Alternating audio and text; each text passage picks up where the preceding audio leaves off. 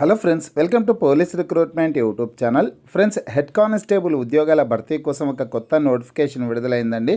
Male candidates, female candidates అందరూ కూడా ఈ ఉద్యోగాలకి దరఖాస్తు చేసుకోవడానికి అవకాశం అయితే ఉంటుంది.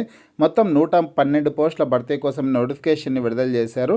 నోటిఫికేషన్ లింక్ ఈ వీడియో కింద డిస్క్రిప్షన్లో ఉంది. స్టార్టింగ్లోనే డౌన్లోడ్ నోటిఫికేషన్ అనేసి లింక్ ఉంటుంది. ఆ లింక్పై క్లిక్ చేసి మీ మొబైల్లోనే నోటిఫికేషన్ని డౌన్లోడ్ చేసుకోవచ్చు. ఈ ఉద్యోగాలకి రాత పరీక్ష, ఫిజికల్ టెస్టుల ఆధారంగా అభ్యర్థులను ఎంపిక చేస్తారు. ఆన్లైన్ ద్వారా అప్లై చేసుకోవాల్సింది అయితే ఉంటుంది. నోటిఫికేషన్ సంబంధించినటువంటి పూర్తి వివరాల్లోకి వెళ్ళే ముందుగా ఇంకా ఎవరైనా మా ఛానల్ని సబ్స్క్రైబ్ చేయకుండా చూస్తుంటే ఖచ్చితంగా సబ్స్క్రైబ్ చేసి ఆ వెంటనే వచ్చే బెల్ ఐకాన్ని యాక్టివేట్ చేయండి.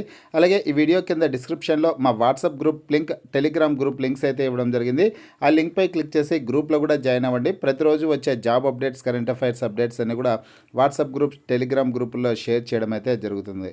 కానీ నోటిఫికేషన్ డీటెయిల్స్ చూసుకుంటే ఫ్రెండ్స్, మనకి నోటిఫికేషన్ వచ్చేసి Indo Tibetan border police force నుంచి విడుదల చేయడం జరిగింది. Ministry of home affairs, government of India అనమాట. ఐటీబీపీ నుంచి మనకి నోటిఫికేషన్ అయితే వచ్చింది. నోటిఫికేషన్ ద్వారా హెడ్ కానిస్టేబుల్ ఉద్యోగాలను అయితే భర్తీ చేస్తున్నారండి. ఈ పోస్టులకు సంబంధించి ఇవి గ్రూప్ సి నాన్ గెజిటెడ్ పోస్టులు అనమాట. ఆన్లైన్లో అప్లై చేసుకోవాల్సి ఉంటుంది.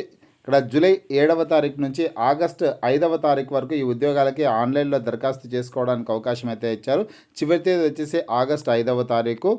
ఆన్లైన్లో అప్లై చేసుకోవడానికి మీరు విజిట్ చేయవలసినటువంటి వెబ్సైట్ అడ్రస్ వచ్చి recruitment.itbpolice.nic.in అనే వెబ్సైట్లోకి వెళ్ళి ఆన్లైన్లో అప్లై చేసుకోవచ్చు.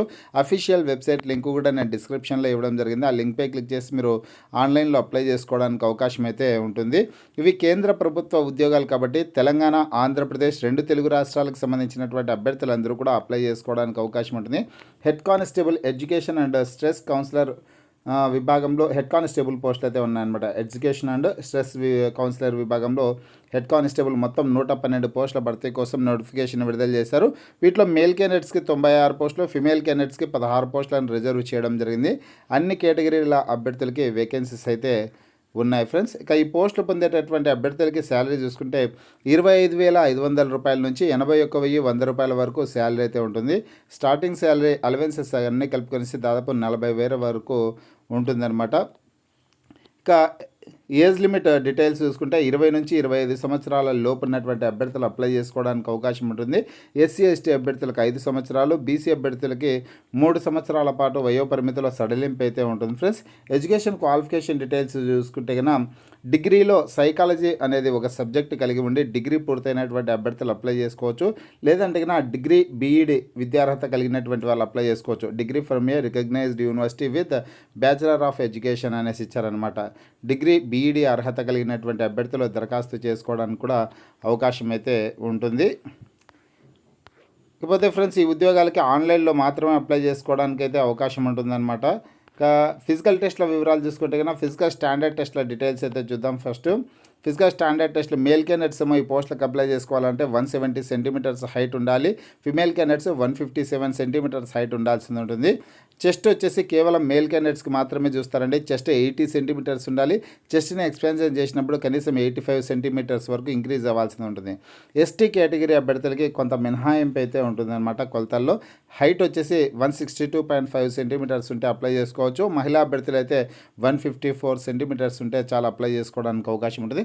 మేల్ క్యాండిడేట్స్కి చెస్ట్ కూడా చూస్తారు కాబట్టి 77 సెంటీమీటర్స్ చెస్ట్ ఉండాలి. ఎస్టీ కేటగిరీ అభ్యర్థులకి అయితే చెస్ట్ని ఎక్స్పాన్షన్ చేసినప్పుడు కనీసం 82 సెంటీమీటర్స్ వరకు ఇంక్రీజ్ అవ్వాల్సిందైతే ఉంటుందన్నమాట.